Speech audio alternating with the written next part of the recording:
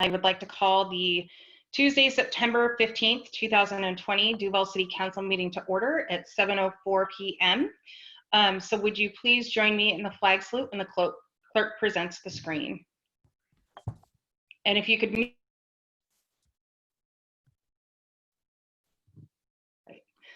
I pledge allegiance to the flag of the United States of America and to the republic for which it stands, one nation, under God, indivisible, with liberty and justice for all.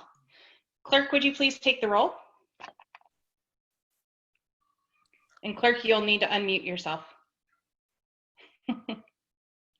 I always forget how to unshare my screen in the middle of that. Councilmember Brudnicki.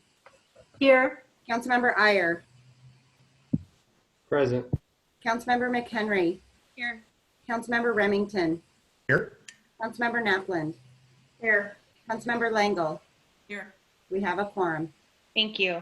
For additions or corrections to the agenda, under consent, please add payroll for September 4th, 2020 in the amount of $289,864.84, and claims for September 15th, 2020 in the amount of $438,760.08. And also please excuse the absence of Councilmember Hogue due to illness. And are there any council members that would like to speak under council reports this evening? So Councilmember McHenry and Napland, and the clerk had something to say? I don't imagine you saw the email during the cow, but David Burke, Chief Burke, emailed us and said that at the last minute he got called away and will not be able to present tonight. I will email the report that he sent to council after the meeting. Okay, so with that, we'll remove the King County Fire District 45 update from the agenda. Mayor Mike Remington, I believe Council Member Iyer also wanted to speak this evening. Okay, great. All right, with that, do we have a motion to approve this evening's agenda? Mike Remington, so moved. Second, McHenry. All right, Councilmember or Mayor Pro Tem Remington made the motion. Councilmember McHenry seconded to approve this evening's agenda. All those in favor, please say aye. Aye. Aye. All those opposed, please say no. Motion passes. And with that, do we have a motion to approve this evening's consent agenda? Mike Remington, so moved. Second, McHenry. All right, Mayor Pro Tem Remington made the motion. Councilmember McHenry seconded the approval of the consent agenda. All those in favor, please say aye. Aye. Aye. All those opposed, please say no. Motion passes. And with that, clerk, did we receive any written comments from the audience this evening?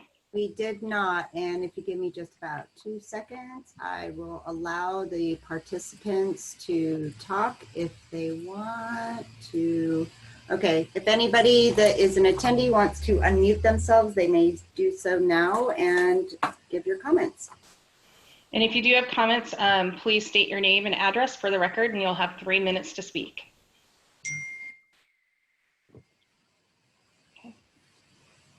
I'm not seeing anyone that would like to speak, so I'll give it one more second.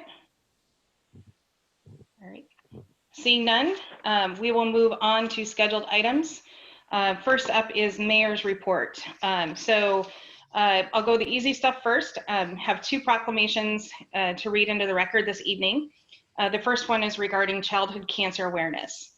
So, whereas pediatric cancer is the leading cause of death by disease in children, and whereas 1 in 285 children in the United States will be diagnosed by their 20th birthday, and whereas 80% of childhood cancer cases are diagnosed only after the disease has metastasized and spread to other parts of the body, and whereas 2/3 of childhood cancer patients will have long-lasting chronic conditions as a result of the treatment they go through, and whereas there has been a 24% increase in pediatric cancer cases over the last 40 years, equal to 43 children per day, or 15,780 children a year diagnosed with cancer in the United States. And whereas the National Cancer Institute recognized the unique research needs of childhood cancer and increased funding to conduct this research, and whereas researchers and healthcare professionals work diligently to dedicate their expertise to treat and cure children with cancer, And whereas too many children are affected by this deadly disease, and more must be done to raise awareness and find a cure for all childhood cancers. And whereas Duval is a caring community that supports children and families, now therefore, I, Amy Okerlander, Mayor of the City of Duval, do hereby proclaim the month of September 2020 as Childhood Cancer Awareness Month in the City of Duval, and I encourage all Duval residents to join me in this special observance, learn more about childhood cancers, and consider what we all can do to support children with cancer and their families. The second one comes in from a resident request, and I think what's going on in our country makes it very appropriate. It was a request to declare this week, the week of September 12th, Welcoming Week in the City of Duval. Whereas this week, we celebrate Welcoming Week as a way of creating home together with communities around the world. Welcoming Week is about bringing neighbors together across lines of difference to build relationships and work together on shared goals. During Welcoming Week, I invite all Duvalians to join this movement by taking action in the spirit of unity across differences. And whereas Duval is home to people of all backgrounds, including those who were not born in here, but now call it home. Duval's success depends on making sure that all Duvalians feel welcome.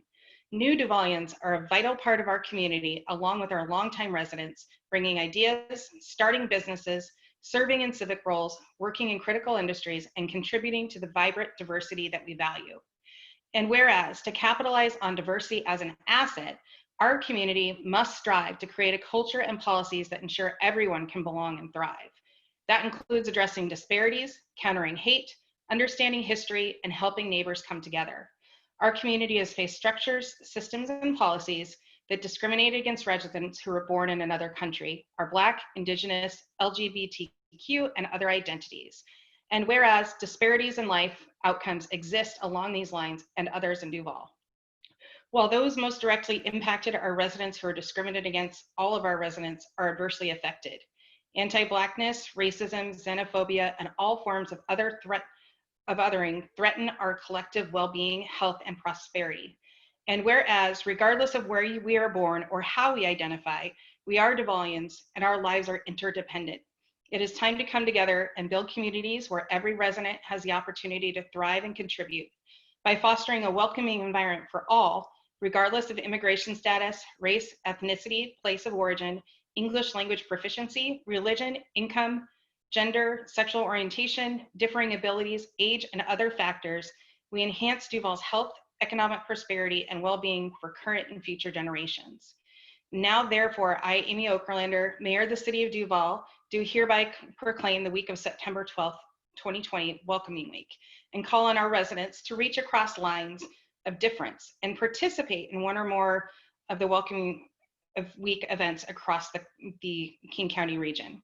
I also call on our business leaders, civic groups, government agencies, and community institutions to undertake their own initiatives beyond Welcoming Week to make the region a more welcoming place for new and long-term residents alike. And so a little background on that proclamation is that this has been a growing movement on the East Side through groups that are working to address racial and other inequities within our communities. Usually we don't hear about it until after it's already passed, but we did have folks reach out to us in advance for this, and I'm proud to be able to put that out there and remind our community that we all are one. We should all be working together and supporting one another in our city and surrounding areas.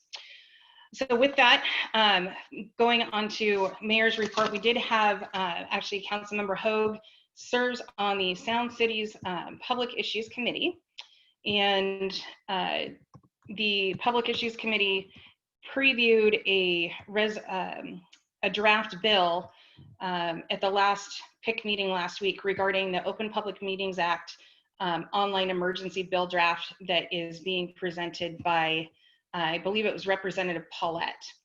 And in general, what this draft bill does is it would put into the state law that for during states of emergency, that these online meetings are in fact meeting the OPMA requirements with basically what we're doing right now, and makes it so that you don't have to have the governor's proclamation every few weeks to continue on operating this way. This can happen in the blink of an eye. You can have a snowstorm where all of a sudden it comes in and you can't get people down the hill to council meetings. So it can be invoked in those types of situations. It's not meant to put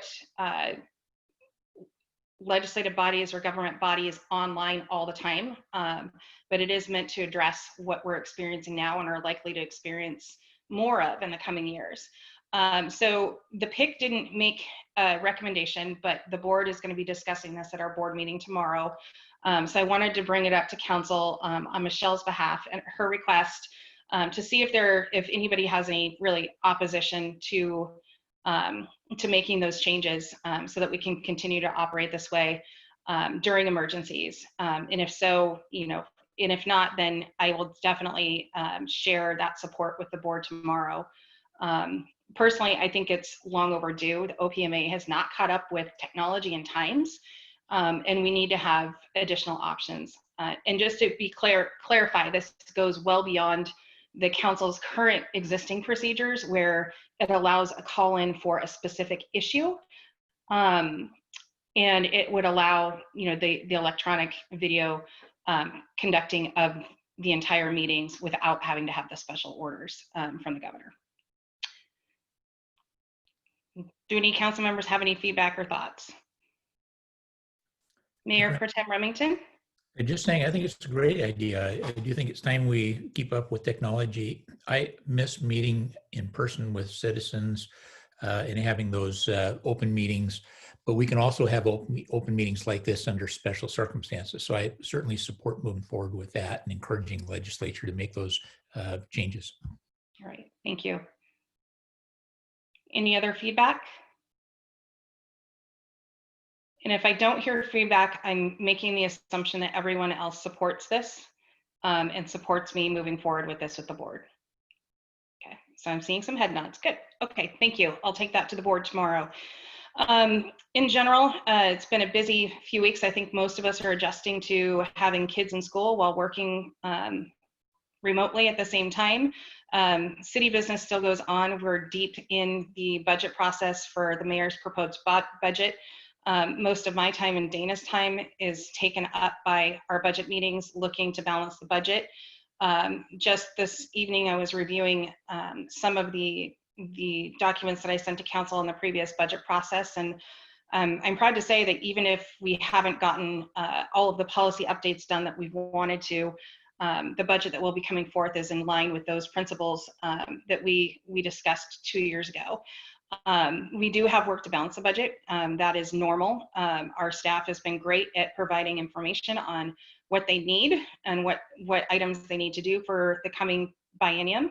There will be tough decisions, but we'll be meeting, we're going through once again as departments, and we'll be meeting as a leadership team to make final adjustments before we're able to present the budget in October. Of note, we are slightly behind, which I don't think is unexpected considering COVID and all of the other demands on our finance department, particularly as they continue to be understaffed. So the fund level budget, we expect to be able to present on October 6th with the line item and full budget book on October 20th. So I will share a screen as well with the, hold on if I can find it here, the budget calendar. We did some work today updating it to make sure that we have the bandwidth to get done what we need to get done based on department director schedules and what have you over the next several weeks. So with that, I will, hold on, share my screen. Okay. So we are,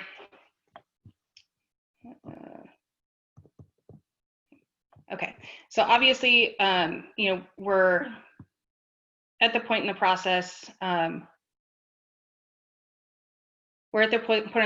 where our department directors and finance director have provided estimated expenditures and revenues, including salary schedules. We are not going to be doing the September 29th meeting. We will not be ready at that point. October 6th will be when we do the preliminary budget proposal, which will be fund level, not line item, as is pretty standard, and the budget message will be released.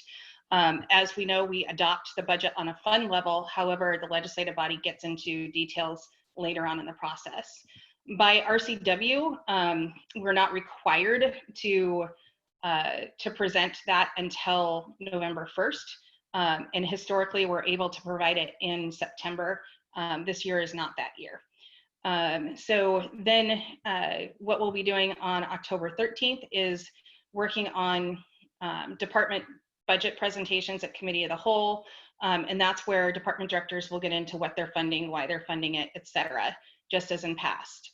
On October 20th, we will have the budget book ready for the public and council, which will include narratives this year. That is something new that Director Mason, with the help of her intern and staff, are going to be able to provide, which will be more than just numbers. We'll actually have narrative about what they're including in their budget and what their departments do. That will also be the time of our first public hearing on revenue sources, including possible increases in property tax, which is we're required to do that each year. Between October 20th and November 24th, we will be having the publication notice of the preliminary budget and final hearing, and also meeting, we'll be scheduling special meetings with council to do the department by department presentations that we won't be able to get them all done on October 13th. So this is pretty standard. Dana, I'm wondering, this doesn't look the same as when we were in the meetings. I'm wondering if OneDrive didn't quite get it right. Oh, we just had some mixes up there. Okay, I apologize. And then on November 3rd, we'll have the first public hearing on the budget. We'll be doing this earlier in the evening, and we'll not be having a cow that night. And then on November 17th, we'll have the second and final public hearing on the budget. And the property tax, that will be when council will be asked to vote to either approve a 1% or not approve a 1% property tax levy that's set by ordinance each year. The statutory date for that is actually December 5th. And the statutory date for the first public hearing on the budget is December 7th. So we do pretty well, as most cities do, at trying to get this out in front. We also hope that we can get the budget adopted or have a final budget hearing by December 1st. So this is providing almost 2 full months for council to deliberate the mayor's proposed budget and make changes and move towards adoption. Are there any questions from council on that? Councilmember McHenry. When could we expect to know the proposed dates of the special meetings? Because I'm already working on my work schedule for next month, so I'm a little worried about overlap. I would just plan, we were working on finalizing some of that today during our admin meeting. I would just plan every Tuesday from October through the 1st of December. Okay. To have a meeting. If we can get through things more quickly, since this is the second time we've done a biennial budget process and the council's been through this process before, we can reduce that number, but I would expect every Tuesday to have a meeting regarding budget or regular council or both.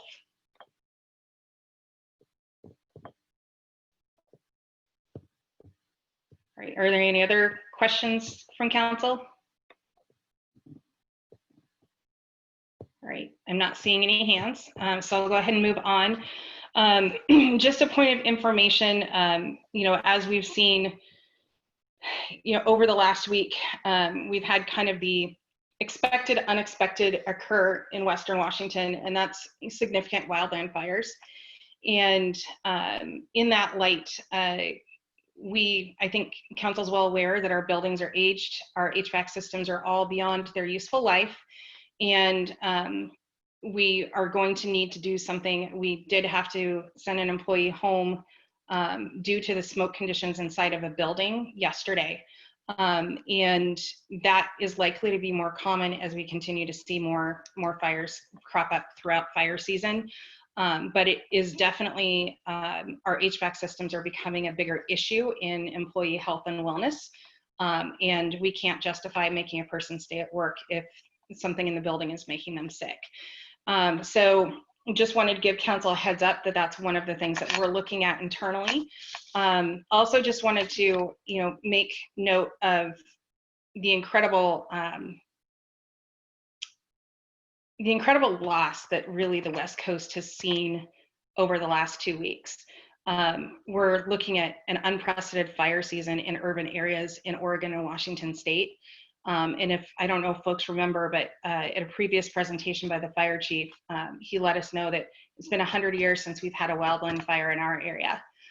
So I know my first reaction when I saw what was going on in Bonnie Lake, and I have family that was almost evacuated the night the fire started, and then the wind shifted, and then I had friends that were on the evacuation list. And we are very much at that risk from where we sit, being close to the forest and what have you. And just want to remind folks that while it seems we are in a city, we all still have to be prepared. And that there are not enough firefighters in the world, not resources to take care of these fires when they happen. So it's also incumbent upon all of us as elected officials and community members to be aware and do what we can to be firewise even within the city. So it's been definitely a rough time. I know Duval Fire District 45, I had a high school friend send me a picture of the brush truck out there in Graham yesterday. And our district's helping out as much as they can, but this is also something that we're going to seriously need to be considering in long-term planning for the city. And as we've seen this year, we're looking at, pandemics, floods, snowstorms, now potential firestorms, civil unrest, and we'll be looking at doing the overdue comprehensive emergency plan update in the next biennium. Because right now our plan is basic and it doesn't address some of those hazards. So we'll be working on that. And I think that if anything this year has shown how important it is to be doing that work and that planning. With that, we have the second Association of Washington Cities Broadband Committee at the end of this week. And I already mentioned the Sound Cities Board meeting tomorrow. So thank you for the feedback on the OPMA bill. And with that, it's just routine business other than what we've been talking about. Oh, actually one more item. I'll bring this up before we discuss the grant programs is there's been some changes to how we can use the CARES Act funding. And so council members had brought up before utility assistance. And so at the next meeting, we'll be bringing forth a resolution to do a utility grant program for our community.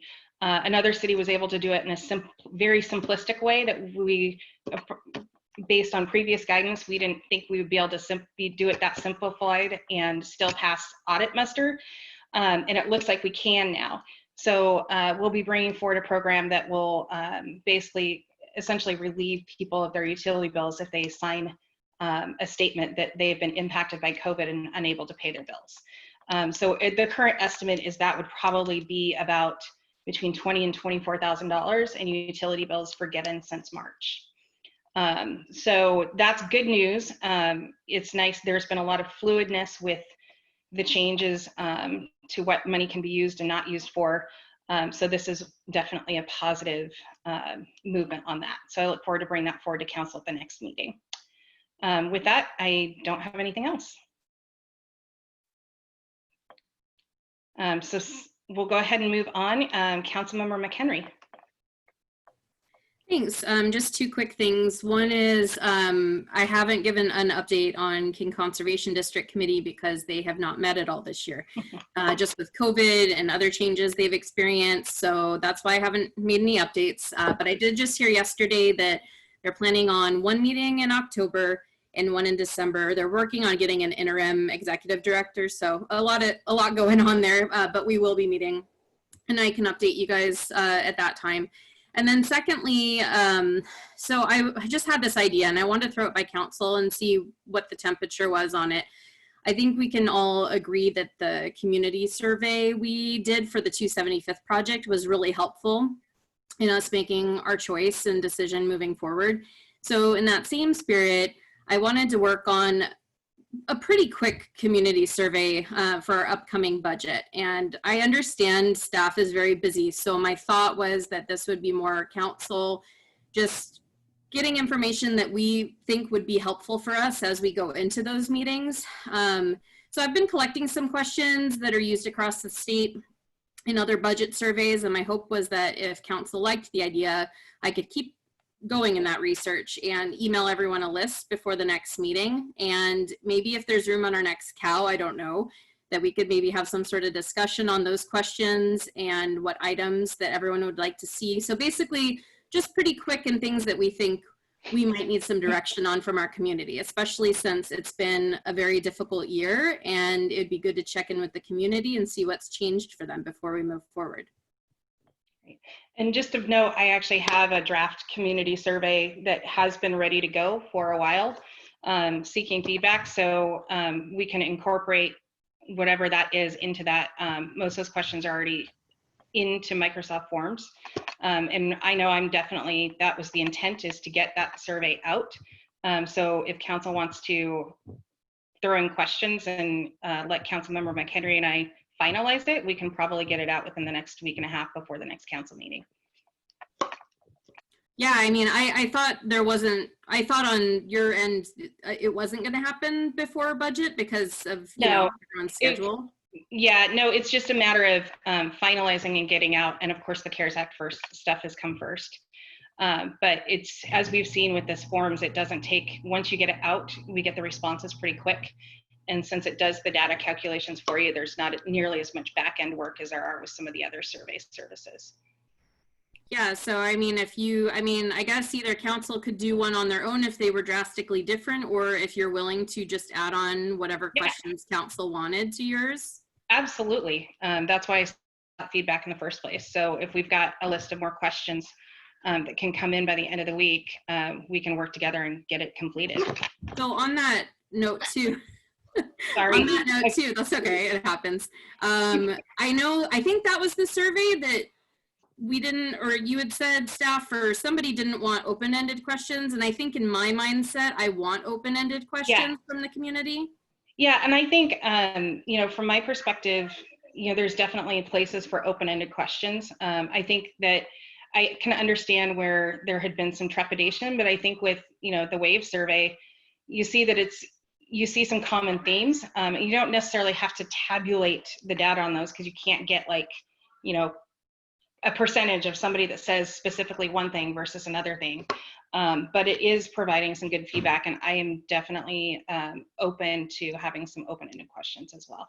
Yeah, so then I guess I would just leave it to council if they want to do one larger survey, or, I mean, I think, yeah, I could go either way. I don't know if council would have some different themed questions that would be more helpful versus administration. You obviously have different questions that are more helpful for your end, but I would leave it to everyone on what they want to do. Councilmember Brodnicki. I think surveys are great. I would just like to know what the end goal is for the survey, because when I take them, or when someone conducts one, there's a purpose behind it. So I'd like to just know that. That's all. Could I reply quickly? Yes. And this is just my goal, but I can't speak for anyone else, obviously, but it's just truly after this. Well, I think it's good to check in every year or every 2 years, depending, because communities change. This year in particular, a lot has happened. So I feel the need that I want to check in with the community and just see, in terms of our priorities as a community, are they about the same? Have they changed a little bit? Have new things come up that they want our focus on? That would be my personal goal, is to just temperature check where the community's priorities are at this time, because ultimately that's the main thing we'll need going into the budget process. All right. Councilmember Lingle.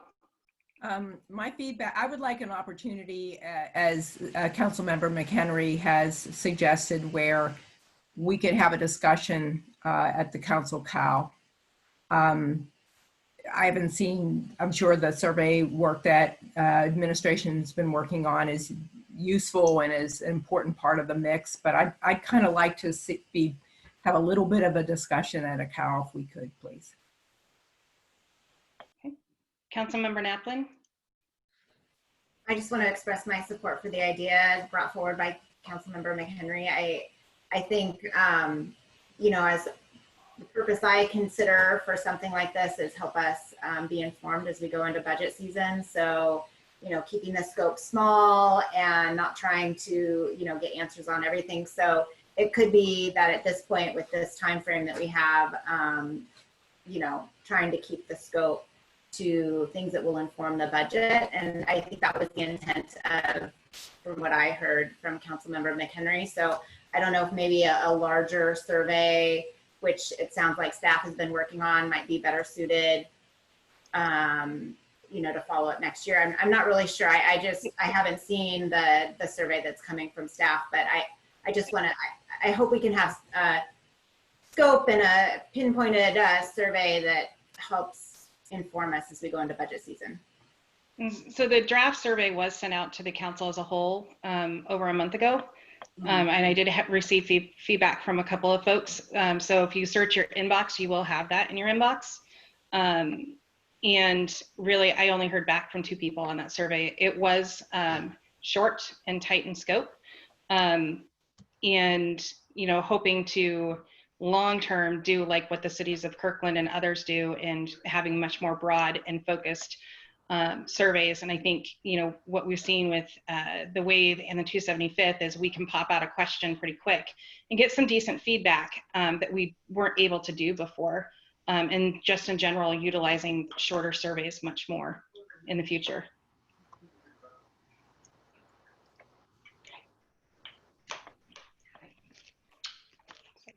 Sorry, kids are going to bed.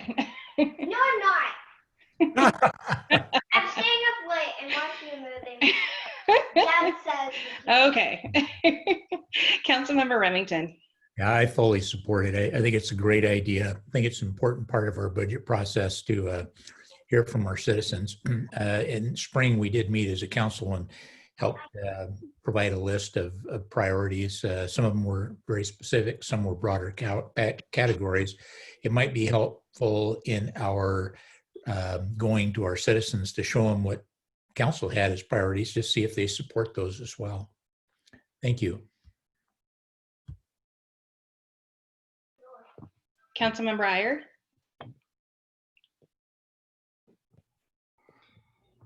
Yeah, I think it sounds like a good idea. I mean, just from what I'm hearing, it sounds like you know that it would be a good idea to have a little bit of a division of labor, and you know, in terms of, you know, some independence. But I think in terms of duplicating efforts, if there's a survey going on, I think just to alleviate confusion amongst the community, that having a singular one would be a good idea. But I think it's just, you know, how we approach it. You know, if Amy Squared can get together and you know, just have an understanding that it's you know, it's a, you know, maybe there's just certain sections that will be, you know, agreed that they just work, you know, independently on, and I think as long as we proceed with that kind of spirit, I think we, you know, we'll get something good, and I'm confident that we can do that. So I'm in support of it. Thank you. So maybe what Councilmember Brodnicki. I think the idea of the mayor and Councilmember McHenry getting together and crafting a tight scoped survey would be a good way to start. Thank you. Councilmember McHenry. Just to kind of sum it up, I would really like to work on it with you, and then maybe we can round it up for the next cow if we could get some time there where all the council members can look at it out on the table. Yeah, that would be great. All right. That would be great. And you were one of the people that responded originally, and so you had some really good feedback on some of that stuff too. And so definitely we'll get it on the calendar and get it done. Thank you. Anything else from your report, council member? All right, seeing none, move on to Councilmember Napland. So I attended a couple of transportation related committees. One of them was the Snoqualmie Valley Transportation Coalition, and it was a task force meeting. And the purpose of the task force is to implement the plan that was developed by that group. And one of the ways they want to implement the plan is by working to have a common message within comprehensive plans throughout the Valley, so that when we're advocating and when they're reviewing these plans to decide how to allocate money, grants, that there will be a consistent theme. So City of Duval is the guinea pig, and they're starting with ours. Our deadline is the end of the month, and we had a great discussion at the last task force meeting talking about, you know, what is the comprehensive plan? There's so many great ideas, and you look at it and you think, you know, well, how do these ideas turn into action? And when there was a planning director there, I believe he's the planning director, and he made a comment that the comprehensive plan is really like your New Year's resolutions, and you really want to accomplish them, but it takes, you know, then you have to go deeper and then turn it into, so how do we get these great ideas that we put in the comprehensive plan, turn them into action? So we're working on that and trying to figure out the right level of goals and ideas that would go in the comprehensive plan, and then possibly, you know, look at the transportation plan. So it might be we need a guest such as Director Thomas to help us. But anyway, so that's what is going on with that meeting. And I also attended the Eastside Transportation Partnership. It is meeting as a combined group with a couple other regional groups. And there was a lot of advocacy for the Valley at this meeting, and it was great to see. Councilmember Lambert was there. She spoke up about the importance of not just looking at demand to decide where to give transit dollars to, because what happens, and it was brought up by several different jurisdictions that were there, what happens is we don't have bus service that's reliable or frequent enough. And so it looks like we don't have demand because we don't have services that work for people. And so how do you, you know, one example was even with the coronavirus situation right now, they're looking at, you know, how is ridership right now? Well, our routes aren't even running, one of them in particular. So it looks like we've had 100% drop in ridership. Well, that's because the bus isn't even running. And so it is informing them and saying, oh, well, there's less demand because of coronavirus. Well, no, it's because there's no bus to ride. And so there's no demand because there's no bus. So just trying to highlight the struggles we have out here in the Valley. But one thing that came up that was rather interesting is, I think it was actually someone from Lake Forest Park brought up that there was a discussion, I believe at the last PIC meeting, and it's going to come up at the executive board. And I wanted to ask Mayor Oberlander if she had any more information.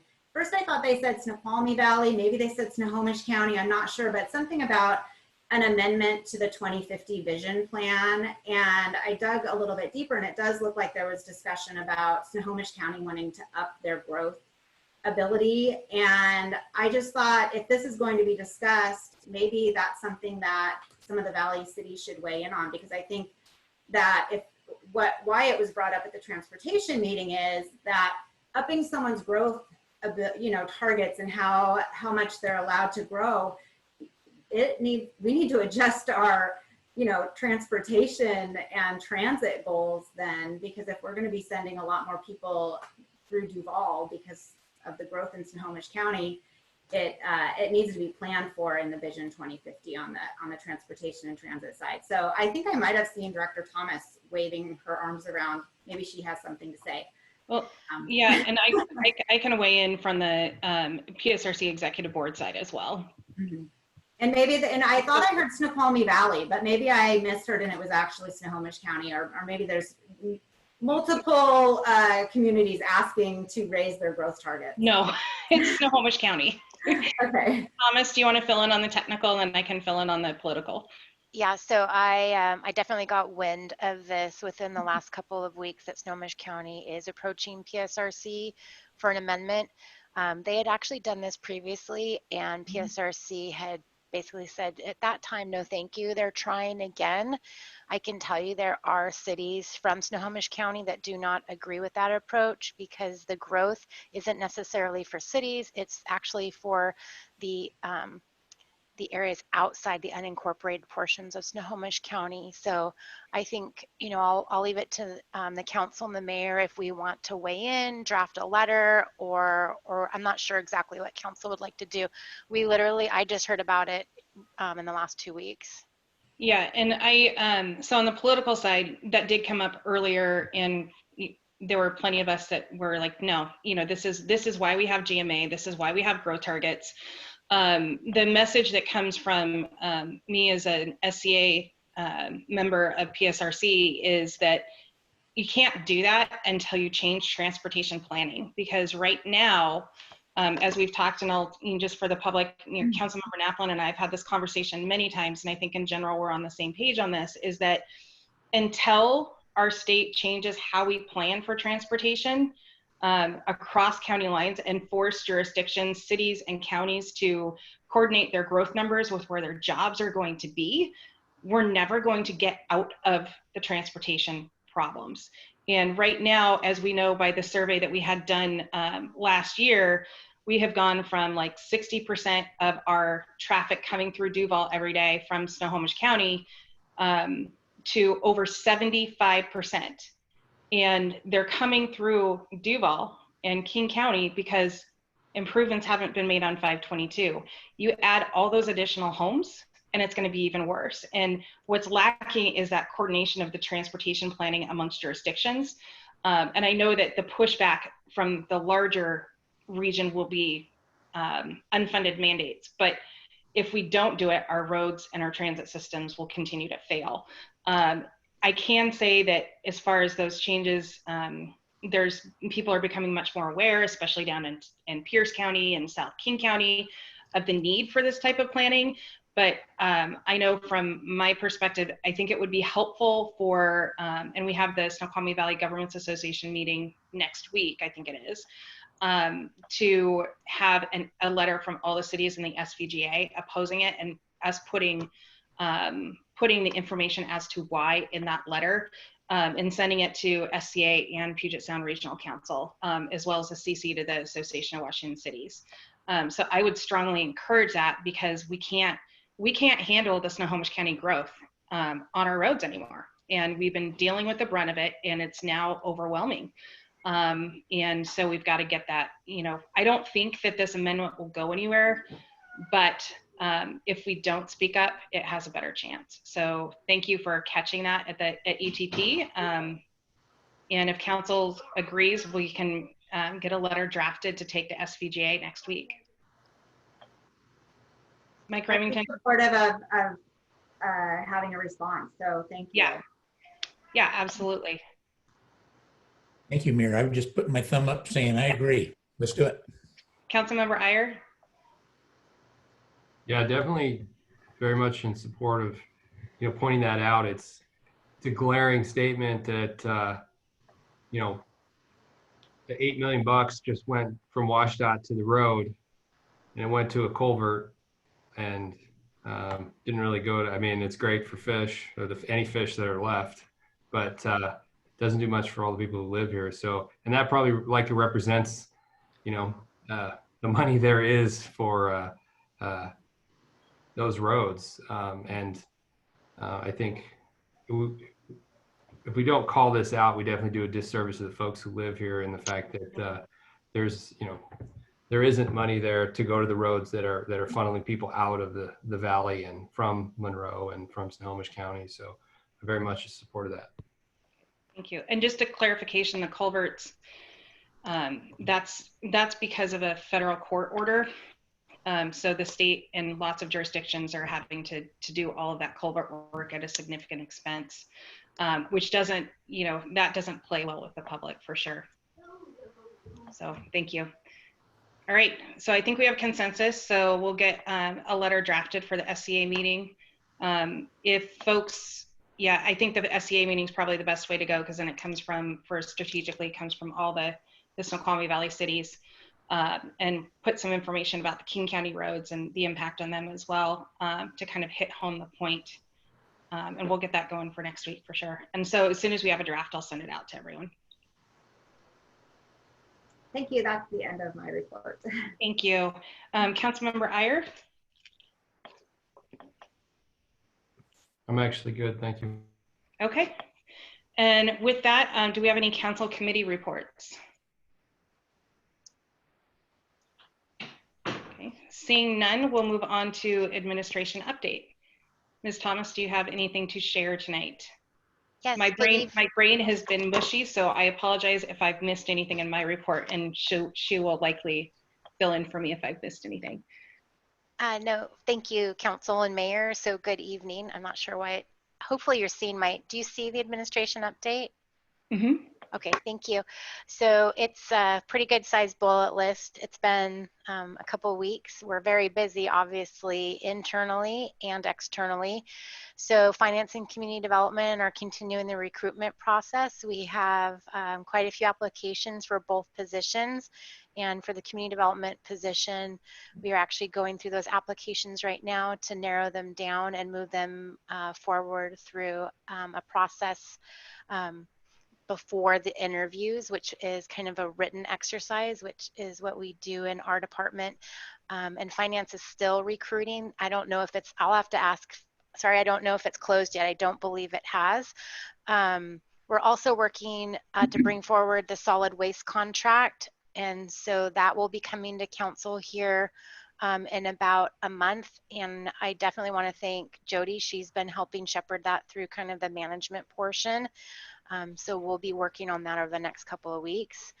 Obviously, the mayor's talked a little bit, so I won't go into details, but we're working on the second round of grants. And we also have the good news of being able to do a little bit more for some our local utilities. One new item that has come up is WCIA is working with myself and with Daniel. We're going to be doing some additional training for council and the mayor coming up over the next couple of months. So stay tuned for that. All the departments are working on policy work or updates to whether it's codes or policies, so stay tuned. The Finance Administration Committee is continuing to work on the procurement policy, so they'll be working on it at their next meeting. Obviously, we are in audit and in budget, and so you had a great presentation today from the state auditor, so I won't belabor that anymore, but we'll start to get questions, which is the next part of the process. And then obviously with budget, we are working internally with all of our departments and the mayor right now. We're having one-on-one meetings with the mayor and the finance director to start to look at our budgets in whole and what we might be able to potentially put off if needed for the next biennium. You received a updated budget calendar discussion by the mayor, and we will get that emailed out to you this evening after this council meeting. We will have a joint planning commission and city council workshop on 10/28. So please put that on your calendar, and that is for the Rio Vista Park. So for those of you that have been on council quite a few years, there is a development agreement that the city entered into about 6 years ago to have a city park within that new development. And the site plan review application is started the process. They're through pre-application and have now submitted. So we'll do that workshop jointly. It is on the evening of a planning commission meeting. I know we have a lot of meetings that month, so I apologize, but they just submitted, so I have to get it through the process so that we can get it to hearing in a timely manner. The River School District will be coming and giving their yearly capital facility plan presentation. And then obviously we always hold a public hearing and adopt their capital facilities plan by reference into our comp plan, and then also adopt their school impact fee for the 2021 school year. We are in the middle of our city comp plan docket, and so you'll be seeing that in November and December. And I was really happy to hear Jennifer Naplin talk about SVT because I was going to do that, but I don't really need to now. So we're already in communication with them, and honestly, we certainly don't mind being the guinea pig or the first runner out. We were the last time, so we will be this time as well, and I enjoyed it last time. Also coming up at a future council meeting, I actually believe it's at the next meeting, is the development design standards for public works. They've been working on an update to those standards, so I'm sure it'll be riveting when you get to see that presentation. Another kind of heads up on a really old project that spans back to the 90s before I think any of us were at the table. Willow Ridge is under new ownership. They do have to go through an updated site plan review process so that they can re-engage their building out there. In the meantime, though, we have asked them to do some safety updates on site, and they will be doing that. And Public Works is also working with them to repair and complete Mainview Lane. So they're working on their right-of-way permit right now for that. So stay tuned on that as well. And then lastly, we have a planning commissioner vacancy, 2 seats. I think with us putting the notice in the last utility bill and then showing our development map, that has definitely spurred applications. So we're thrilled.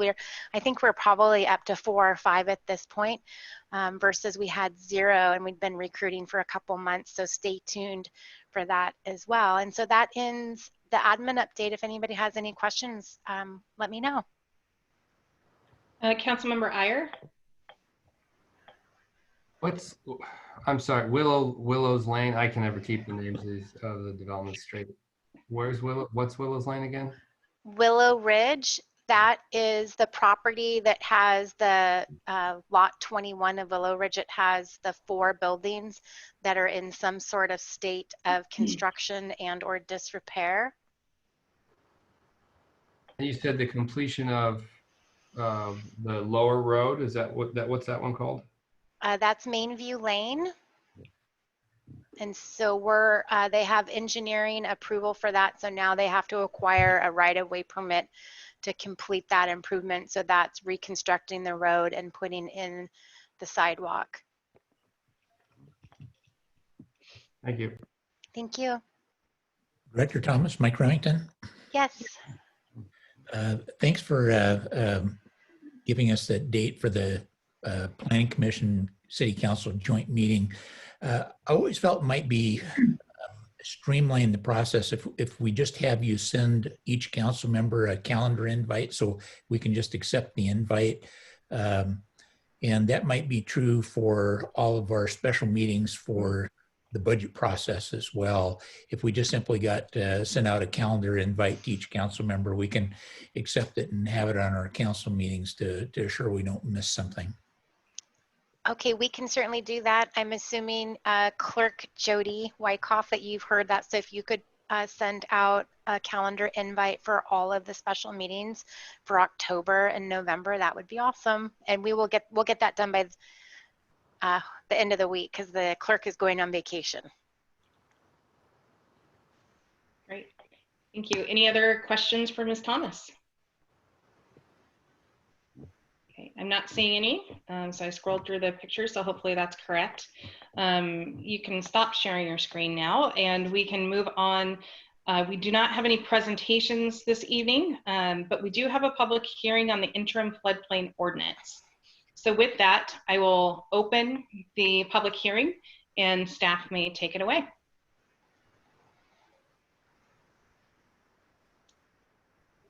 So good evening again, Mayor and Council. I guess I could have kept up the presentation. Ooh, let me see. Oh, there we go.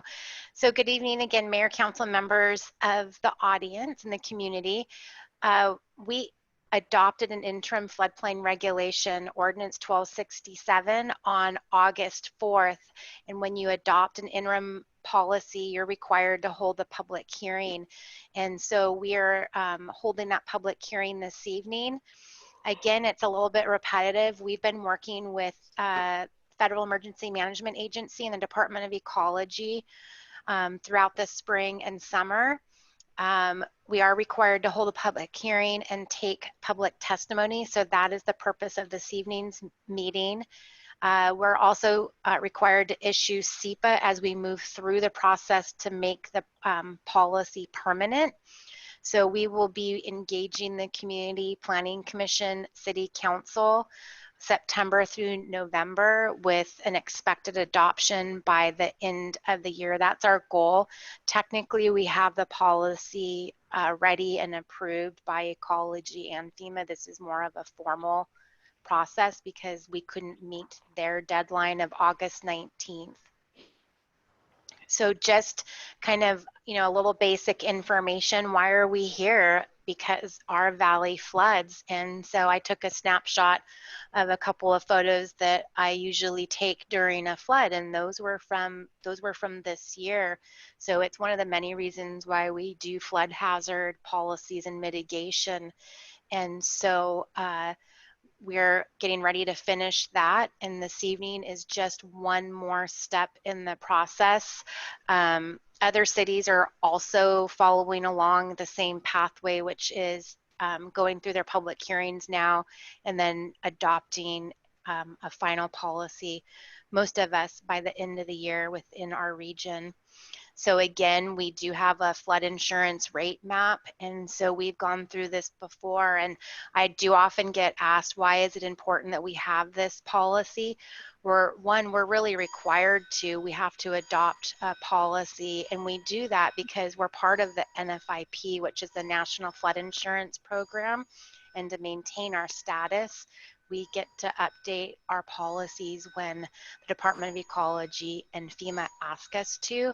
The one thing that's a little bit different this time is that FEMA did work with our community starting back in the late 90s to update the flood insurance rate map, and that went through a public process, and that was completed this year. And our firm map also was approved and adopted as well on the 19th, by the 19th of August. So we did meet that deadline as well. So at this time, I don't know if there's, Mayor, I can't see if there's anybody for public testimony, but now would be the time we would take public testimony. And I will just ask, I think the clerk can put the attendees on the screen, and if anyone would like to speak, just unmute yourself and provide your name and address, and you'll have an opportunity.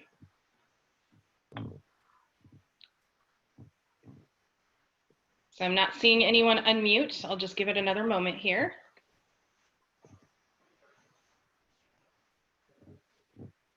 And I'm not seeing anyone that is wanting to provide public comment.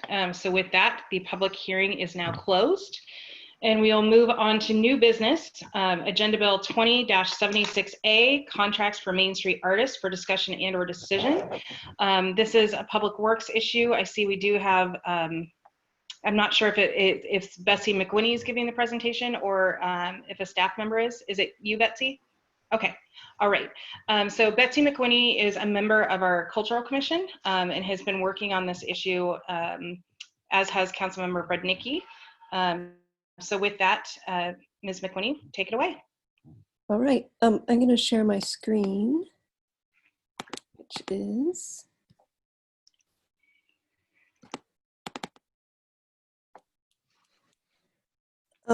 yeah, so we're really excited to be sharing this tonight. We brought, last month we brought the recommendations from the DCC for the selected artists, and we commissioned them to create a mock-up of what they're proposing to do. And we're bringing those tonight and asking for your approval. So we had final drawings were due on September 10th, and we were all excited about them. So we have the 5 artists. Can you see that, or is it? Yes, I can see it. Okay. I sorry. could, now it's disappeared.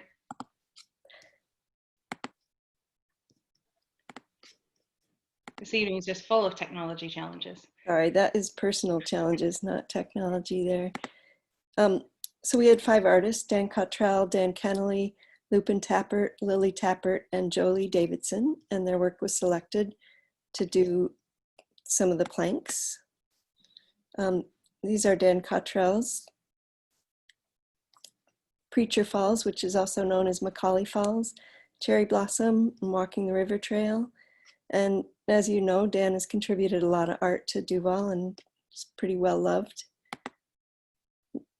Daniel Kennelly has got 2 poles that he will be preparing. And the Tappert sisters, Lily and Lupin, longtime Duval residents. And this at the bottom in the middle, you can just see the wood that they've carved. The pieces don't really translate as well to paper, and so it's not as quite a good as rendition as what you'll see when we get these finalized. Jolie Davidson has 2 poles or 2 posts,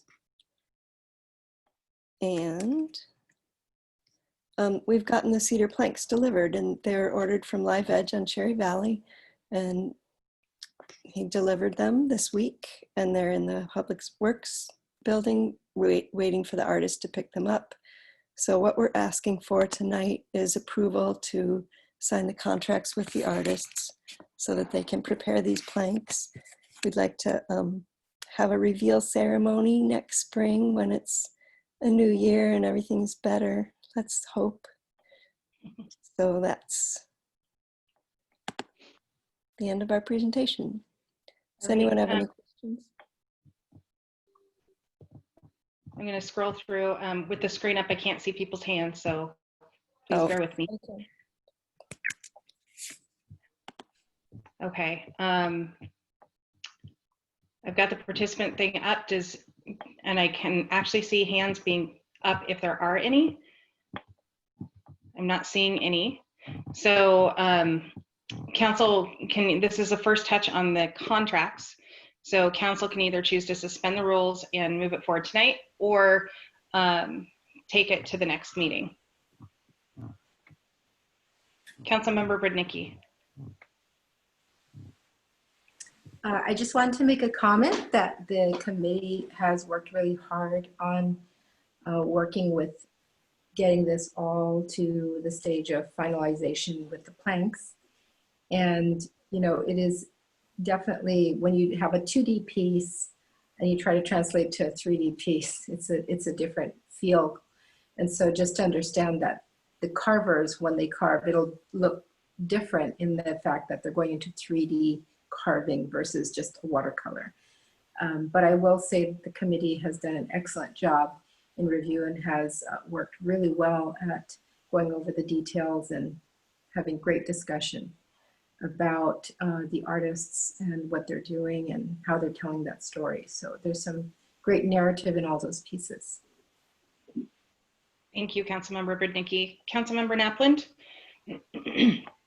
I just want to say I have a lot of confidence in this committee. I can see that they've worked really hard. I don't know if there is a reason to hold it over to the next meeting, but it sounds like the committee has done all of their work, so I don't see any reason why we wouldn't be able to make a decision tonight. So would you like to make a motion to suspend the rules? I just want to make sure this is the final, they're ready for us to make a decision. Yep. There would be no reason. Okay, yeah. I would like to make a motion to suspend the rules. Do we have a second? Councilmember Langle? I'll second. Okay. Any discussion on the suspension of the rules? Seeing none, all those in favor, please say aye. Aye. Aye. All those opposed, please say no. Motion passes and the rules are suspended, so we can now entertain a motion for approval. So I'll make a motion to approve AB 20-76A contracts for Main Street artists. Second, Henry. Councilmember Brudnicki. We had Councilmember Napland make the motion. Councilmember Henry got the second by a hair. Do we have any further discussion on this item? Seeing none, all those in favor, please say aye. Aye. Aye. Aye. All those opposed, please say no. Motion passes. And thank you for all of your guys' work, staff and volunteers, Cultural Commission and artists alike. I think I can say that the previous panels have been a huge hit in our community and for our visitors. So I definitely look forward to these new ones, as well as seeing what we can do to repurpose the existing ones in a less weather exposed area in the future. So thank you all for that. Moving on to Agenda Bill AB 20-77A, ordinance to amend DMC 3.02.140, Controlled Substance Enforcement Fund for discussion and or decision. This is a first touch, and Ms. Mason will take the lead on this. Good evening, Mayor, Council. Dana Mason, Finance Director. So the Council authorized Washington Federal as the city's official bank back in May, and the Finance Department has been working hard to get all the banking transactions moved over to Washington Federal from Bank of America. The customer service there is awesome. We love them. One of the last steps is to move the city's Controlled Substances Enforcement Fund account from Bank of America to a separate account at Washington Federal. In order to do so, the language in Municipal Code 3.02140 must be changed from naming C First, so you can tell it hasn't been changed in a while, as the bank to hold the Controlled Substances Enforcement Funds to the city's designated bank. So that way in the future, if we change banks, we can just do this, change this as well. In addition, there are just some small changes to reflect the current structure of the police department. Are there any questions? I'm not seeing any questions. Did council want to move this forward tonight? And if so, I'll entertain a motion to suspend the rules. I move we suspend the rules. Second. Great. So we have Councilmember McHenry made the motion to suspend the rules. Councilmember Naplin seconded. Is there any discussion by council? Seeing none, all those in favor, please say aye. Aye. All those opposed, please say no. Motion passes. So the rules are now suspended and we can entertain a motion to approve the agenda bill. I move we approve Agenda Bill 20-77A, which will adopt ordinance amending Duval Municipal Code, Chapter 3.02.140, Controlled Substances Enforcement Fund, providing for severability and establishing an effective date. I second. All right, Councilmember McHenry made the motion. Councilmember Naplin seconded. Is there any further discussion on this issue? Seeing none, all those in favor, please say aye. Aye. All those opposed, please say no. No. Motion passes besides the little child in the background. It's past his bedtime, let me tell you. Okay, thank you. Moving on to Agenda Bill 20-78A, resolution amending the small business grant program for round 2. And this will be discussion and or decision. And I just have to apologize for not being able to be definitive on the amounts here. And I'll just preface this and let Ms. Mason take it away. But in general, we know that we have that additional $117,000 coming to us from the CARES Act from the state that we can distribute for small business grants, human services, et cetera.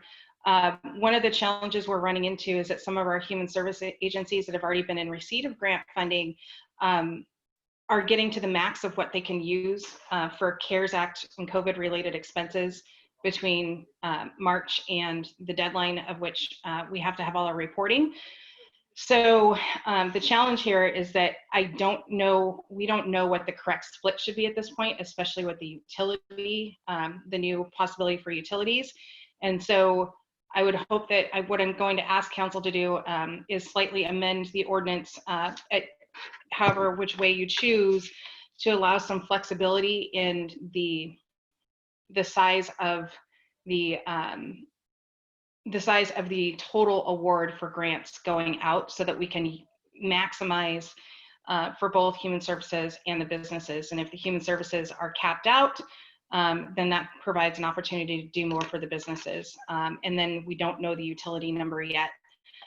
So what I guess I'm looking for is probably a maximum amount of number and requesting flexibility for us to manage it within the dollar amount that we have to spend.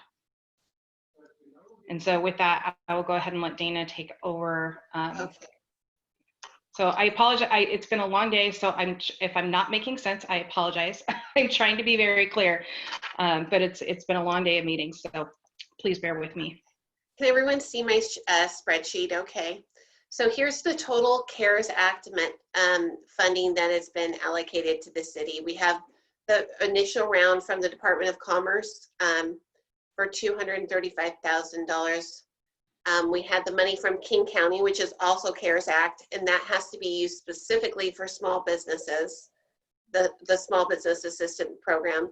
And then we have another round of funding that's coming up from the Department of Commerce. So our total funds are total CARES Act funds are $364,000, almost $365,000.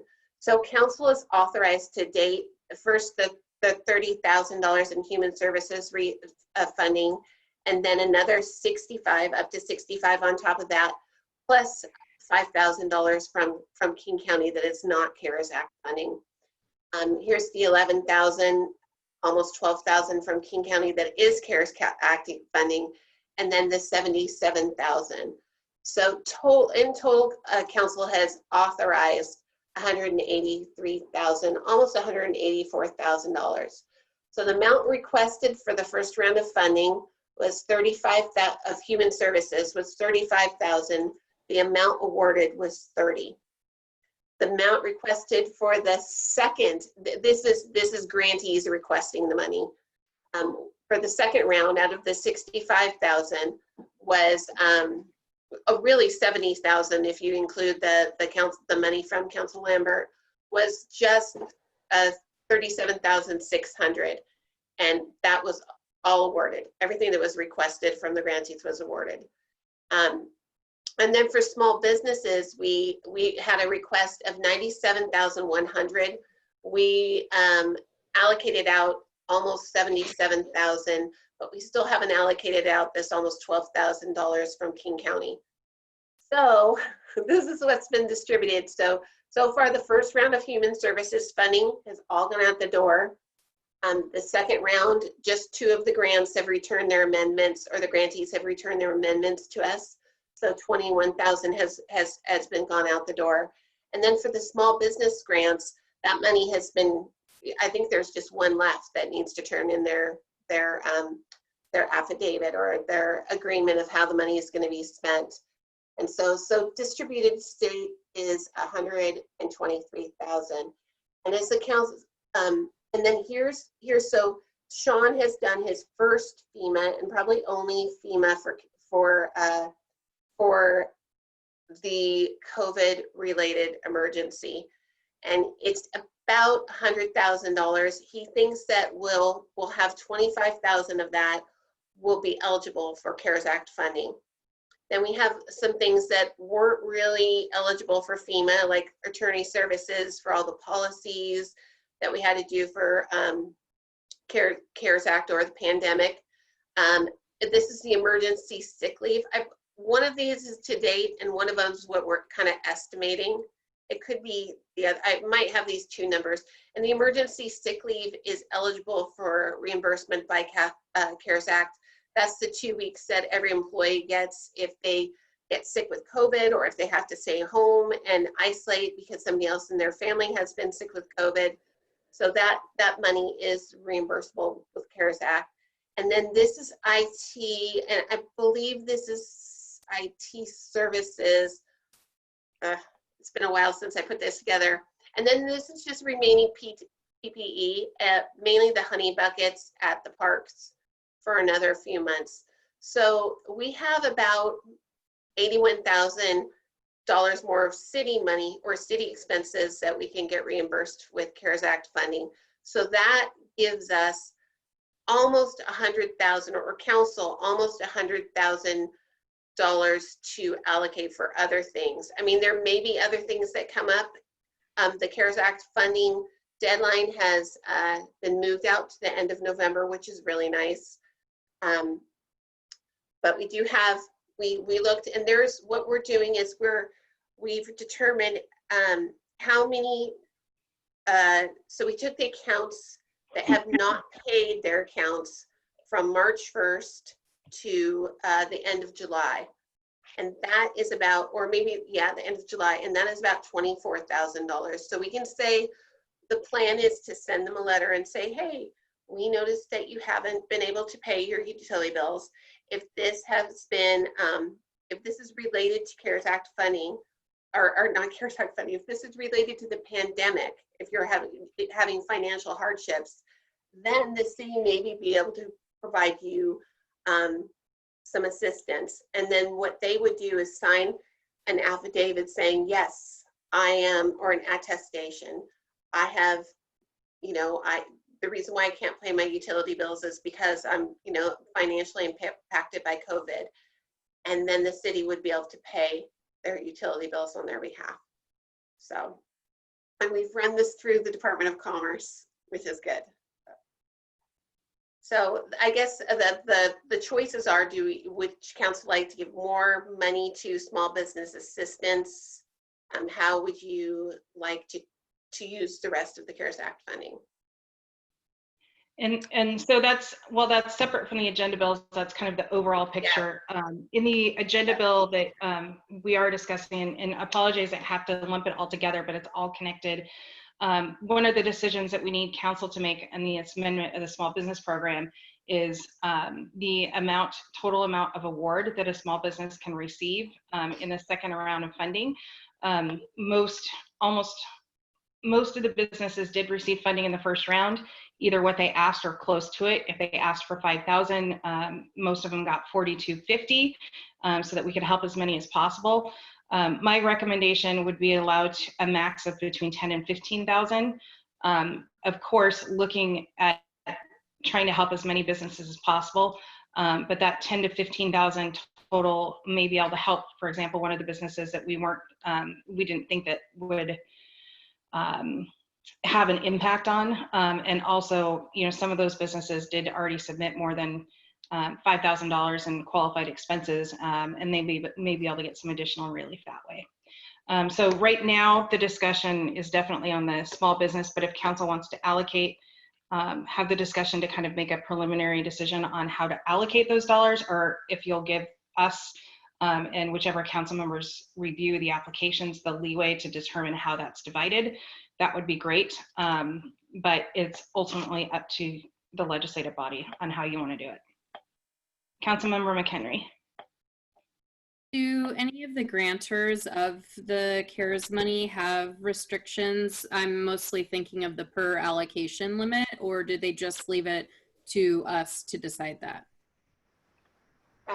So they leave it to us to decide it. The restriction from the King County CARES Act money is they gave that to us to allocate to small businesses. So we still have about $12,000 from that money that can be allocated.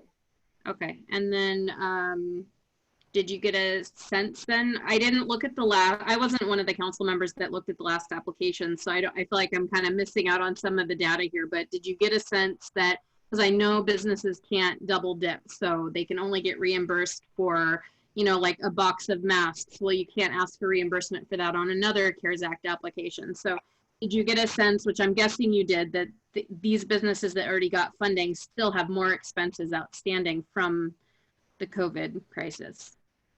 I think some of them actually definitely do, some of them do not. Councilmember Lingle, you probably have some more to add on that as well. Yeah, I'm trying to think of how to start this. I'll answer the question first. I need to get a little organized here. It was very striking, the number of businesses that could justify additional business support. And the mayor and I talked about that quite a bit. And so I think there is a need for more business assistance.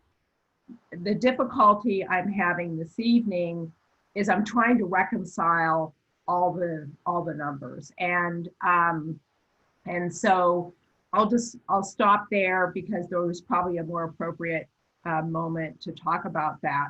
But specific to the small business program, it was pretty easy to see with some of the businesses when you looked at comparisons of where their businesses were a year ago and where they are now. It wasn't hard to quickly determine, oh, this is a 43% reduction in their revenues. So certainly a segment of that list could use more assistance. Councilmember Napland. So one thing I wanted to double check, you had mentioned that, you know, as time has gone by, we have more information about what previously we weren't sure would qualify, but now we're seeing that cities are allowed to use CARES money for certain things. So one thing that we talked about in the past, and maybe some of this has been done and I just don't know, but retrofitting some of our facilities.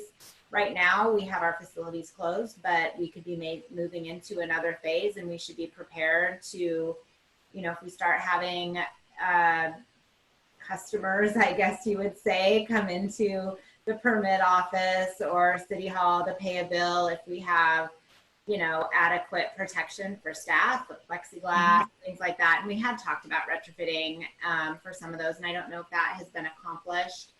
Yes. Other things are, you know, the HVAC system. And I know that there had been talk, well, you know, maybe that was an existing deficiency, but perhaps upgrading to an air filtration system that, you know, would address more of the challenges that come from coronavirus.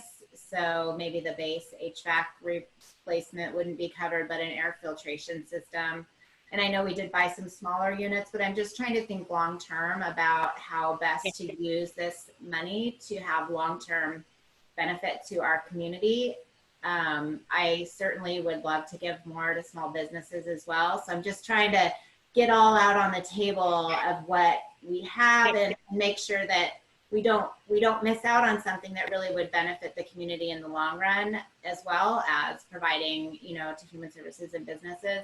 And another thing came up at a meeting we just had that the mayor and a couple staff members were at about some software that could be purchased. And I think they dug into it a little deeper and it seemed a little bit gray. And so we rejected that. But, you know, just making sure we aren't missing out on something. And so I feel a little nervous now that we know we have more money, rushing and just, you know, putting it all out the door right away for obviously a great cause. But have we done internal analysis as we've learned more about what can qualify, if there are some things that would really benefit the city and the community? Yeah, so you froze, so I'm assuming you're done, Councilmember Naplan.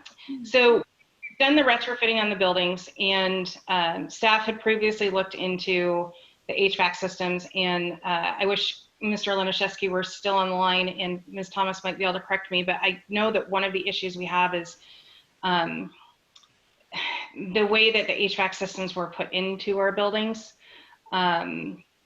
creates a challenge. I'm forgetting exactly what the details were, but Public Works has been involved in this conversation from day one, and as we've gotten more funding. So I don't, you know, if Public Works came to me tomorrow and said, we now believe we qualify for these air filtration systems and it costs $50,000, then my priority would definitely be to, you know, kind of likely shift some of that money towards that project if we could. I think part of the challenge we're running into, and this is why it makes it squishy, is that we're in the middle of budget, in the middle of an audit, in the middle of a pandemic, trying to get the money out and get the contracts out and get people to provide all of their documentation in a short period of time. So what would be helpful is to have as much flexibility as possible, and a trust that whichever customers review the stuff, that we're going to do what, you know, get as much value as we can for the city expenses that we can incur, and also at the same time do as much as we can for the human services agencies and the small businesses.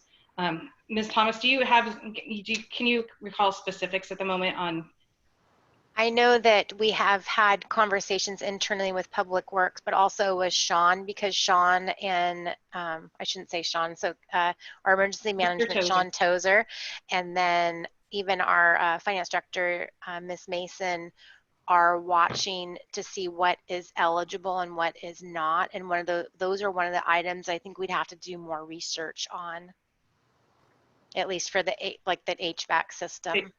But we are, City Hall did have an upgrade this week, so that when we do open up City Hall, we have essentially a barrier now.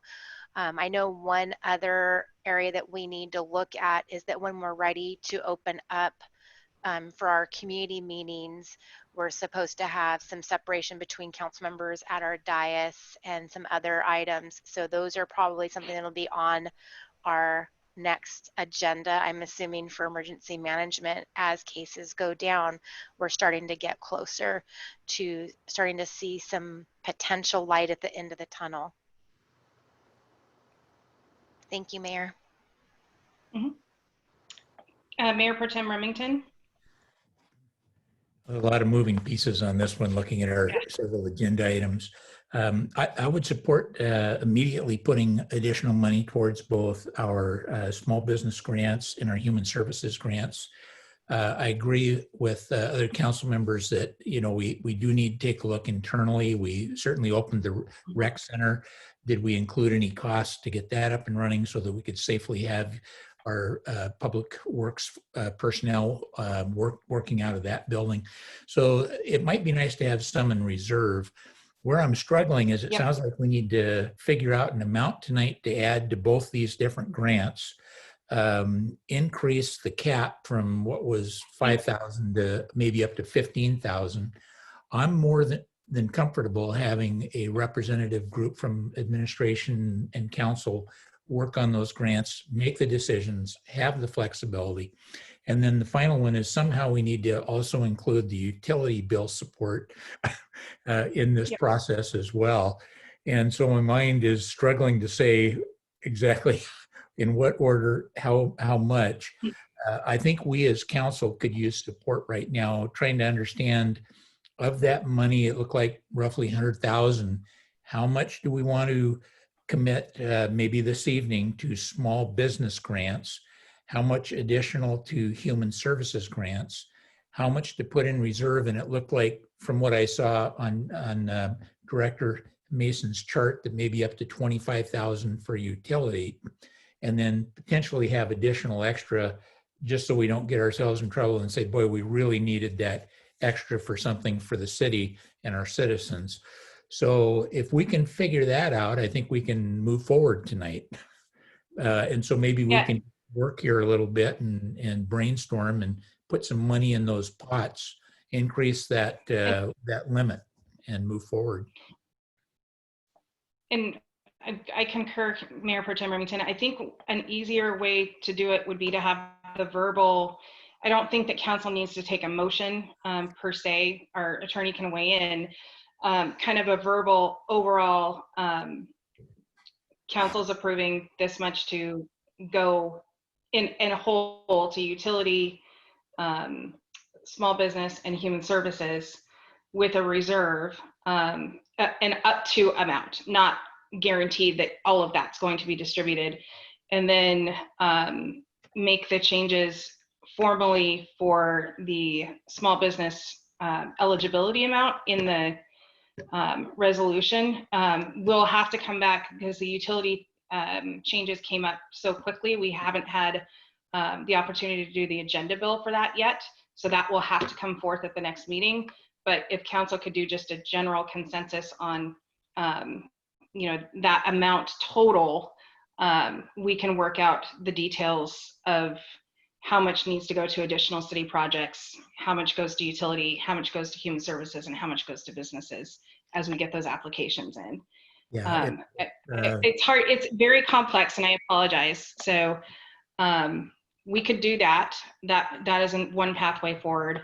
And that seems like the simplest pathway forward, but I just, you know, it's one of these complex things that everyone's going to have a different opinion on. So So Mayor Pro Tem Remington and Councilmember Lingle.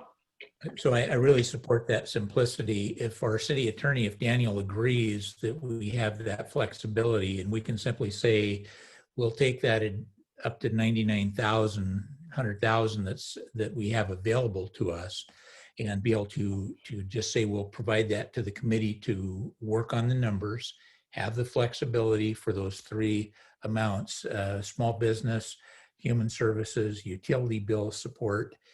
So we wouldn't have to determine that tonight. And then what we would have to vote on, it sounds like, is upping the total grant cap for small businesses to 15,000.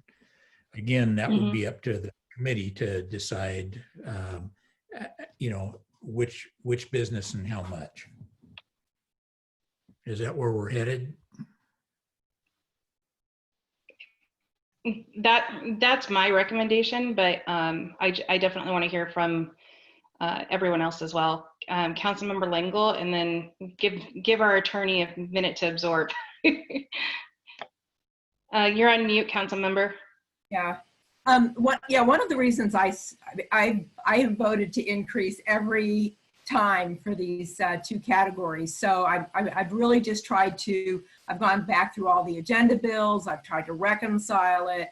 I think one of the lessons learned through the COVID situation so far is that we've done a lot of incremental decision making, and it's very hard to keep track of things. And since, and we did that out of goodwill and good spirit. And so here we are, we have another $117,600, which was codified, I guess, on September the 2nd. And, but we have never done any planning around this. And so we end up in this very sort of struggling spot, which, so I appreciate what the mayor is, verbalizing there. It is a very weird spot. So I've tried to figure this out today. And one of my thoughts was, and I've done enough human services funding to say that, if we're not getting applications in right now for the 50% minimum floor, and it seems to me like we really need to get those letters. I mean, if they can't tell us what that need is moving forward now, I'm a little worried that maybe, not that there isn't human services needs, but maybe we're putting the money into the wrong categories. Maybe where the additional money really needs to go is for example, utilities. Or maybe we need to even shift more into small businesses. We just don't have enough of a roadmap. So, and then I am very much concerned that this is essentially one-time money, and it's a one-time opportunity to prepare our facilities. And because I don't think the virus is going anywhere soon, it's not planning to move to some remote island somewhere. So, and then there could be more mutations, in the future. So I guess I would support a committee being formed. Because I've already looked at the business applications, I'm happy to be part of that, and try to get, some categories. It's hard for me to imagine how we can actually vote on this tonight, other than to establish a committee to look at those categories and then do the actual allocations. That's the part I'm really struggling with, not the intent plan. Well, we can separate. I think we can separate. We don't know what the money would be, Yeah, and this has been so much of the challenge of the process is we have had to do things incrementally, and information has changed. What FEMA will reimburse for just changed a few weeks ago and was diminished. So Sean's working, Mr. Tozer's working that. I think, I'm fine if people want to put together a committee. That's easy. We can do that. But what we do need to do is get the resolutions approved, extending the programs.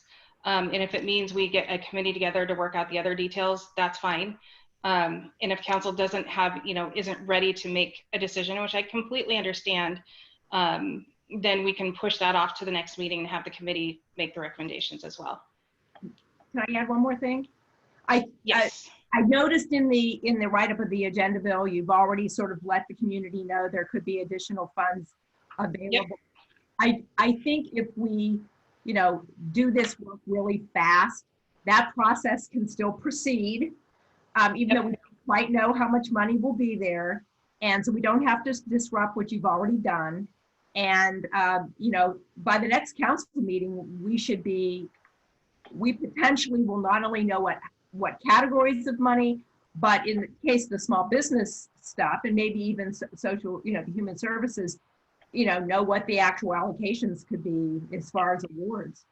Because there was really good information that came in on the small business stuff. It should not take a long time to reevaluate many of those applications. I think the data in many cases is already there, and it's tough information, So, yeah. Absolutely. So I have Councilmember Lingle volunteering to be on a committee. Are there any other council members willing to volunteer?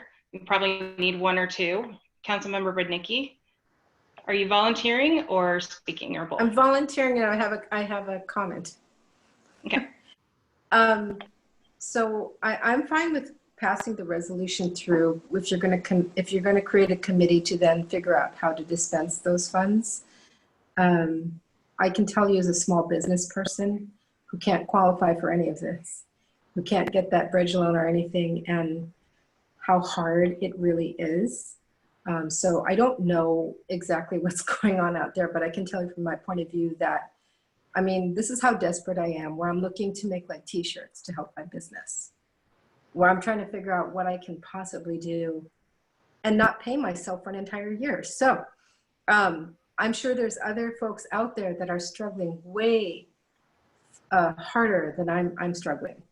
And so I think that any steps we can take so that when the committee makes their decisions, it will move through fluidly and efficiently will be better to serve the community than us constantly piecemealing things and trying to get through all these different processes. So if you pass the resolution and then you're not determining things, but you're going to say that the committee can get together and figure out how that will be dispensed, I think that's a good fluid way to get through things.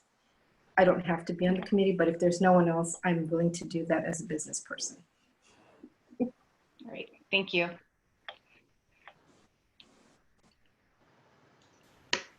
We haven't heard from Councilmember Iyer or McHenry. Councilmember McHenry. I think I spoke right at the beginning, but that was a little while ago. Since the conversation has evolved. Yeah, similarly, I struggle with this in terms of coming up with numbers. I know it's just a really tricky thing. I think that especially the limit per business, I struggle with, and I think the committee could be really valuable and decide that pretty easily, because we have a huge diversity of businesses in Duval. Some are micro and make $5,000 a year or under, and some are really big. So to pick a cap per business, in my head right now off the top would just be pretty random, because I just don't know. But if that committee can dig in like it has before, and I've served on the human resource one, and it was pretty easy when you're looking at the details to come up with those numbers, and it all makes sense. So I would be if no one else can, I could help. I am also a business owner, but I'm not applying for any of this, but I've got a little bit of a full plate with kids at home right now. So if no one else can, I could definitely step in as well. I know it goes pretty quick with the more hands there are, so. Yeah. Okay. So we've got a draft committee. If anybody else wants to be on it, email me within the next 2 days. And then council needs to decide what to do with Agenda Bill 20-78A and Agenda Bill 20-79A.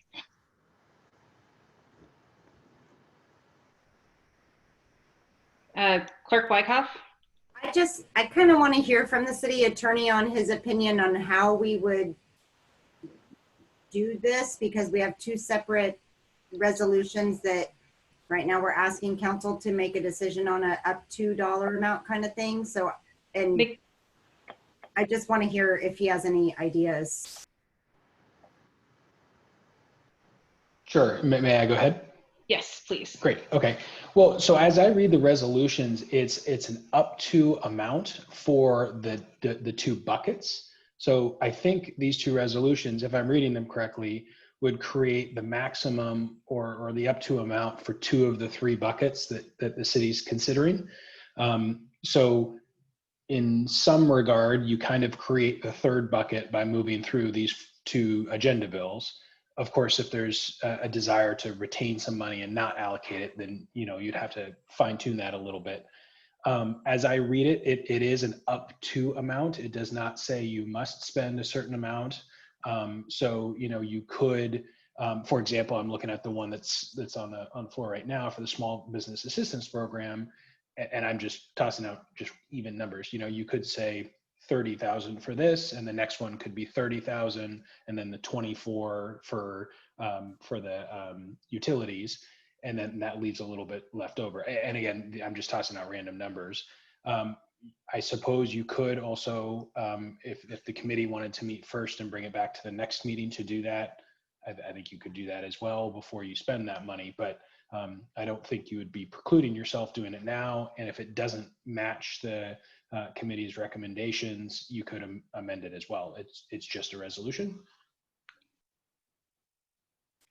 Could they do the up to the maximum for all the buckets? Because technically, what if the committee decided all the money goes to small businesses and we're not going to do the other? You know what I mean? Like, is that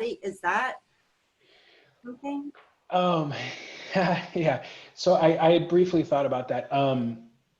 I would not be in favor of that, because I think certain people could view each one as deserving all of it, and then you would have a conflict of having something to point to for each one.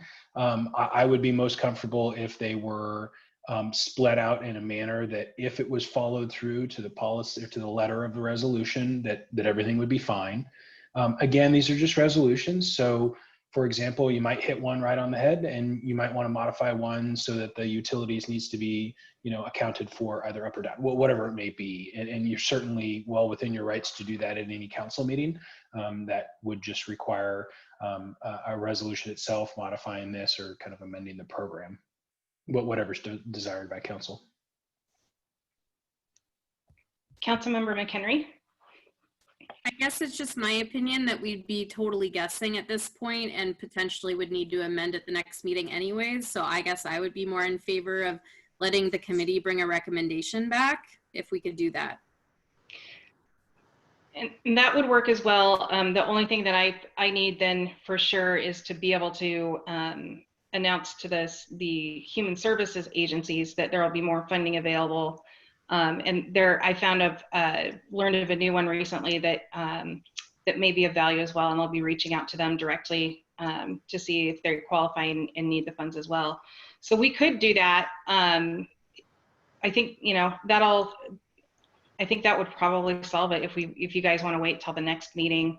It's easier to get these things done and just kind of move it forward, but we could put these on hold until the next meeting to finalize the numbers when we come back with the committee, as long as we can have the knowledge that we're going to be talking to the human services agencies and asking for their requests before we approve the resolutions and finalize those amounts. Councilmember Napland. I concur with Councilmember McHenry. I think it'd just be taking a stab in the dark, and I'd rather, if we can move forward and let the human services, obviously we already let the small business community know that more money is coming, and a resolution hadn't been made before we did that. So I would be in favor of seeing what kind of responses we get, having this committee. I'm in full support of that idea. And then also having, some feedback from Public Works if they do some last minute analysis just to see, is there some more internal stuff, and then come back with more solid numbers that you would recommend, and then formally approve it at the next council meeting. It's just, it's not that far out. I just silly to try to hash out a specific number, even if it's it just seems kind of silly and not necessary. So is that the council consensus? And if you don't want to speak, that's okay. You can nod or just raise your hand. Councilmember Iyer. I dropped out, and I hope you guys figured this out while I was gone for that 30 seconds, because my head was hurting a bit from this one. Sounded like we were on the right track with we got a committee. We know we're all on the same page. We know we're going to accept this money. I'm good with that. I think we've shown in the past that we're capable of moving forward seamlessly and aligning when items are critical, so we can do that. I'm confident in the subcommittee that we can get out of this. My biggest thing is just the importance of the utility, and then just gratitude for getting that out. I appreciate that. That's so important. I think that's insane that for as big as Duval service area is, that there's 25 grand worth of outstanding. And I guess obviously there's details, but that's just telling. So I appreciate that. Thank you very much. And we're almost done. I think we're doing good. So if anyone else want to speak? Okay, so what we have here is agreement consensus that we're not going to vote on these resolutions tonight. We're going to have the small committee of those that want to review and allocate the money. As we discussed, we're having, Public Works doing the last look to make sure that we don't have any other expenses that we can use CARES Act funding for, and then we'll bring the resolutions back to the next meeting while still actively soliciting additional applications and requests for funding, and just making sure that those that apply know that the cap hasn't been set for either one, and that'll be determined at the next meeting. Clerk Wyckoff? I just had one more question, because I'm going to be working on the application forms tomorrow. So the small business had a per allocation cap, and I understand that the committee is going to be working those details out. So I just want to confirm that council is okay with us moving forward to just say, ask for what you need, open-ended, no caps, no minimums. And I wanted to see head nods, making sure that that is okay with council, us going that route. Yep. Cool. I think it's good. All right. So with seeing no further discussion on that, we don't have any further business. So unless there are objections, we are adjourned.